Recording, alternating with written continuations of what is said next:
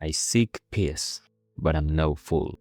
This is possibly one of the most interesting phrases in the first 12 chapters of the Transformers Skybound series, a bunch of comics that, on these 12 numbers, has something that makes me want to speak about them specifically, and that's Optimus Prime. Speaking of this character on these days is very curious, given that there are many versions of him, so many that if you ask somebody about his favorite Optimus, you surely won't have only one answer. But it is true that if you ask any fan which are those qualities that every good Optimus must have, these usually are the respect for life, seek for peace, the altruism, bravery, leadership, wisdom, and a large etc. Qualities that his most famous version doesn't show on the best way. But when we look at this comic and the writing from Daniel Warren, it's the same moment when I found my favorite version of Optimus Prime.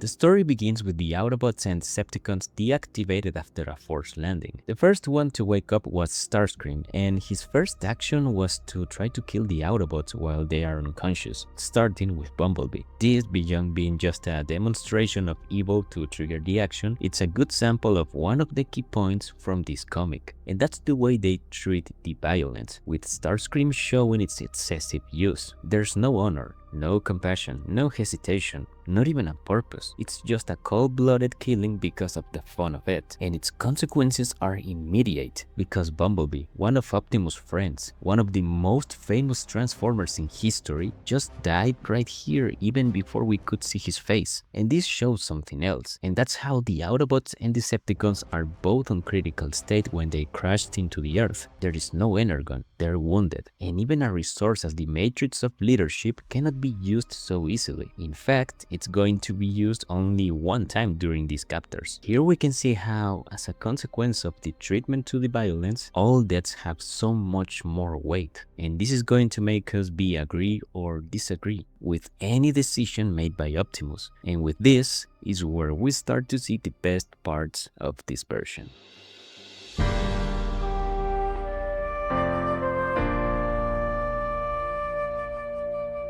One of the most meaningful scenes this Optimus has happens just after they escape from the Decepticons, and it's when he gets to see the Earth for the first time.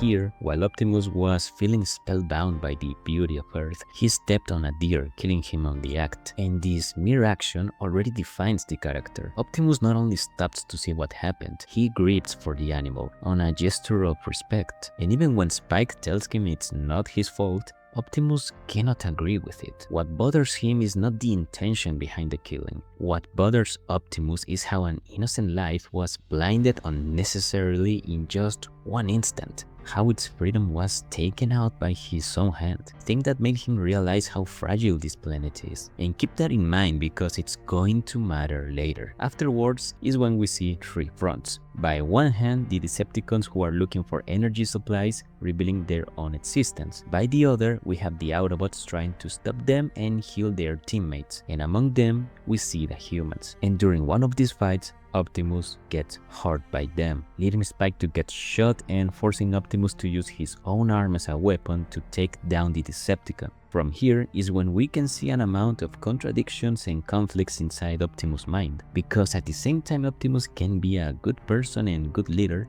he can be terrible at both some chapters later. And no, this is not because of bad writing, it's the complete opposite. Optimus has the will to be relentless as a warrior, to destroy a Decepticon on one shot if it is necessary, or to use his Nemesis arm as an asset as well. But at the end of the day, he's someone scarred by an endless war. The mere fact of them being on Earth was because they had to escape from Cybertron, to search some other way to retake the planet. And this, as a paradox, instead of helping, made things worse since they brought the war to other worlds. He's constantly fighting between his longings and reality. If Optimus was able to just speak with the leader of the Decepticons and get peace between them and the Autobots, ensuring their dignity and freedom, he would do it. But he knows that's not something possible. But If that's the case, why did he try to convince Soundwave anyways? Later, after Optimus manages to defeat Devastator, he goes to Soundwave and tries to offer him the chance of achieving peace and stop the war, but he refuses and tries to attack him, being held down by Optimus, who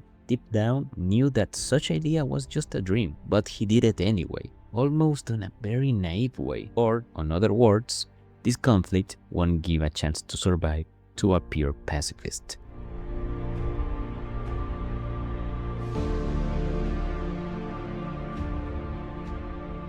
This must be the best part about this version. Here, Optimus will be constantly oscillating between actions which make him a trustful leader and a morally good person, and some other actions that make him bad at both. Optimus was able to sacrifice his own arm to save the humans from one Decepticon, leaving him unable to keep fighting properly. And by the other side, he was able to reanimate Jetfire just to turn him into a vehicle for the team. Both decisions are very interesting, because on the first one, Optimus is doing something good. He was saving people even at the cost of his own body. But on the second action, he was just pragmatic. Took a good decision on military terms, but morally was very questionable. He's bringing back one of his men and took out his freedom and dignity. Something not so different from what Starscream and Soundwave did to Skywarp, being a very dark decision from Optimus, so much that he was even starting to regret it when he saw Jetfire's reaction. However, the best two actions to analyze his path on this series are these two.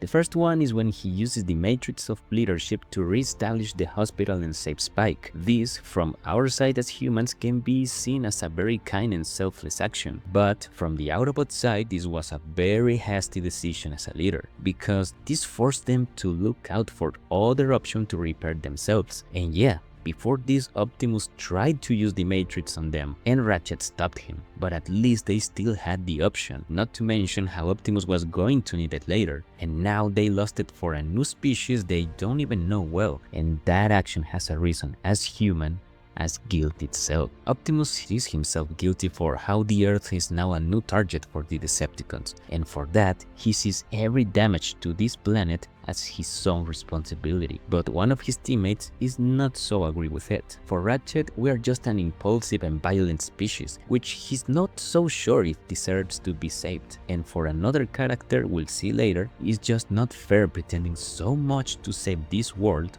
when Cybertron is dying, which takes us to the next big moment, which is the final battle. After some fights, Soundwave had enough and took control over the Decepticons by defeating Starscream, and his plan was clear: to bring Shockwave. What expresses the most cold version of violence here, being someone who can enjoy it and also shows a lack of care very disturbing, even for a machine. With his help, they decided to use the energy from the Earth not only to take it to Cybertron, but to bring the whole planet here, making it easier to move the Energon. It's between these actions where we can see a new character, and that's Elita 1, showing us the last side we needed to see in this story. Because, okay, Optimus was shut down, he was very far away, but Elita never stopped fighting. She stayed on Cybertron and had to survive every day, witnessing how her people was dying by hunger or getting shot by the Decepticons. She even had to see how one of her old friends lived a hell of almost 2 centuries from Shockwave, and on the same moment he opened the portals to Cybertron is when she and Ultra Magnus coincide with Optimus and the rest who were trying to stop the Decepticons, managing to narrowly escape. Now, what kind of argue can come from this Elita and this Optimus? One of the most evident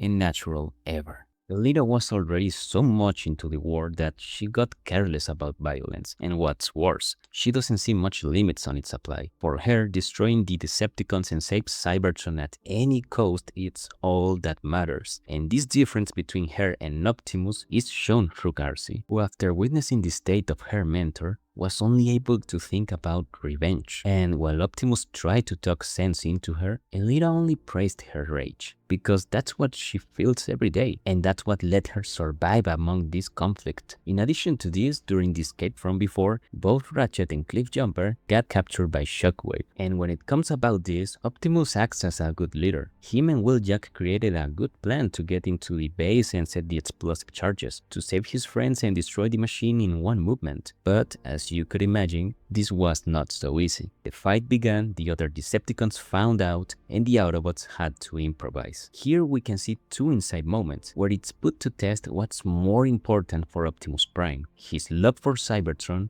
or his ideals as an Autobot. After destroying Shockwave's harvester, he took Cliffjumper as a hostage, and Optimus chased them. Shockwave threatens to kill Cliffjumper, but Optimus destroys his arm with no hesitation and started to beat him, until on one moment, he killed Shockwave. Before this, we heard how Optimus let him alive, because to this point he didn't want to go back to the merciless person he was before. He shows this intention so much that even Carly thought that Optimus was seeing things like this because he didn't lose something real. And now he killed Shockwave. Whether it was or no an accident, he just did it. And here's when Elita 1 appears, and the first thing she does is welcoming back the old Optimus to tell him after this that now he has to stay on Cybertron, has to guide them now that the Decepticon leader is defeated, how they could use the stolen Energon to restore their home, and that he only needed to let it happen, to ignore it. But for him, this was impossible. Optimus didn't refuse to use it just because it was morally bad, but because it was against all what the Autobots mean. Doing what he did to Jetfire was already too much for him. Now imagine to use so many harvested souls for this. Once again, a being who's able to grieve for a deer on so many panels couldn't be able to do something like this. But from a leader perspective, a leader for Cybertron, Optimus just betrayed his own kind for an ideal. We could even argue if, given that these life forms were not going to come back, wasn't better to use their sacrifice to help the ones who need it. But for Optimus, there was nothing to argue. Was there another way? Maybe. But Cybertron was so pushed to the limit that nobody could guarantee they would found it on time. And now one of the most important persons on Optimus' life is begging him to not abandon them again. But anyhow, he had to do it for a greater good. This is brilliant and reminds me the final fight between Optimus and Megatron on Transformers Devastation, where Optimus said that to sacrifice one world to sustain another, even Cybertron, was unthinkable because their mission is to preserve all life, not to just use it as a resource. Here, Optimus keeps himself as someone who rejects that kind of actions, but with more cruel and painful consequences. So, did he take the right decision? Well, he took the most consistent with his way to see the world. But this didn't save him from thinking he could have done it better. We ourselves could argue if it was unnecessary to destroy the Energon, the same way we could say Optimus was just seeing the future, and how to sacrifice innocent lives could have turned them into the new Decepticons. Or maybe not. Maybe they could have found a way to put a limit, and that's what takes us to the most important question of this video. What do you think? And that would be all from my end. If you liked the video and want to see more like it, please don't forget to subscribe. Let me know on the comments what do you think. Agree? Disagree? Do you have any other character you would like me to talk about? Let me know down there. And as I said before, it's all from me today, and I'll see you later.